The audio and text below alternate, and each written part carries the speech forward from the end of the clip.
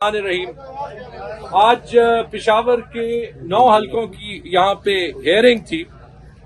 پشاور میں 18 حلقوں میں سے 18 پی ٹی آئی نے سویپ کی ہے، لیکن اس میں سے خیبر پختونخوا کا ایک ضلع ہے جہاں پہ 9 حلقوں پہ ریگنگ نہیں، فراڈ کے تحت الیکشن ریزلٹ کو تبدیل کیا گیا ہے. رات جو سربراہی تھی 2 کاؤنٹنگ رومز میں، ایک عیدگاہ میں اور ایک قیوم اسٹیڈیم میں، ڈی سی آفاق وزیر، سی سی پی او اشفاق انور اور S S P operations Kashif Abbasi, ان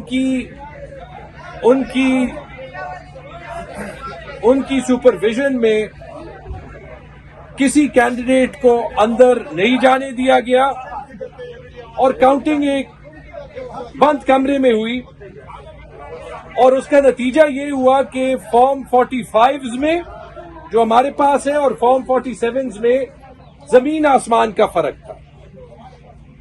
پی کے 72 محمود جان، پی کے 73 علی زمان، پی کے 74 ارباب جانداد، پی کے 75 ملک شہاب، پی کے 78 عاصم، پی کے 79 میرا حلقہ، پی کے 80 حمید الحق، پی کے 82 کامران بنگش اور این اے 28 ساجد نواز. رٹ گئے ہیں سارے. یہ سب پہ جو ہے وہ ریزلٹ چینج ہوا اور سارا ثبوت موجود ہے. جو فارم 47 اور فارم 49 ایشو ہوئے وہ بیک ڈیٹ کر کے کسی کے سامنے ایشو نہیں ہوئے. یہ مانیٹرنگ آفیسرز کی بھی رپورٹ ہے، ساری دستیاب ہے.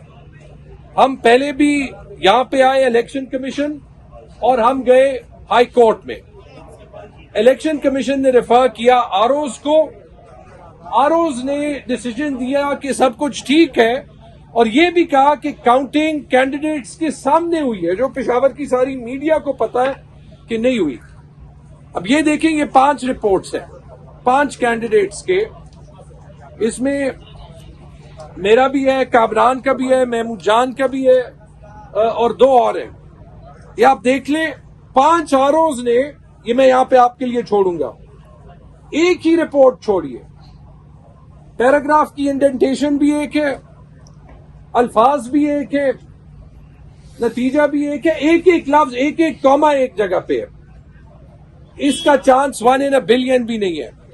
اس میں جھوٹ بھی لکھا ہے کہ کاؤنٹنگ کینڈیڈیٹس کے سامنے ہوئی، اور میرے رپورٹ میں تو یہ بھی جھوٹ لکھا ہے کہ اپوزیشن کا کینڈیڈیٹ وہاں پہ جو ڈکلیئرڈ ہے کہ وہ شامل تھا، وہاں پہ تھا، اور اس کے وکیل نے بڑی اچھی آرگیومنٹیشن کی.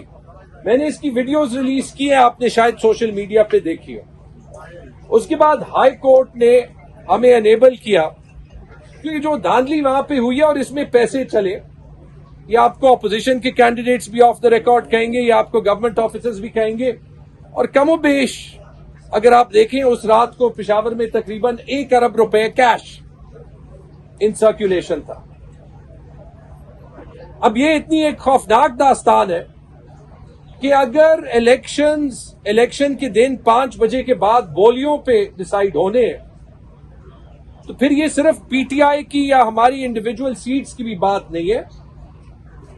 ایسے الیکشن کی رواج یہ شروع ہو گئی. میں خود 93 سے پشاور میں ہر الیکشن میں نے دیکھا ہے، میں نے کبھی فارم 45 تبدیل ہوتے ہوئے نہیں دیکھا.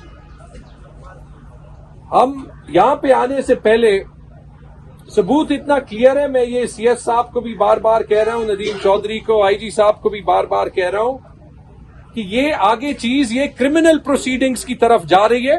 کیونکہ ایک تو ہوتا ہے بیلٹ باکس میں سٹفنگ ہو جاتی ہے، وہ بعد میں ثابت نہیں ہوتی. ہم سب کو مختلف اپوزیشن کے کینڈیڈیٹس نے ایفیڈیوٹس دیے.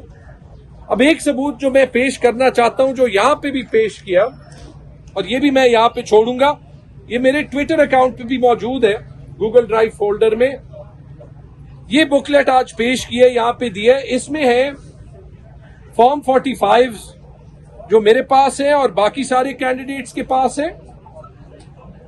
اور اتفاقاً آج سے 2 دن پہلے الیکشن کمیشن کی ویب سائٹ پہ جو آفیشیل فارم 45 تھے، یعنی ان کے حصول میں تھے، وہ انہوں نے اپلوڈ کر دیا.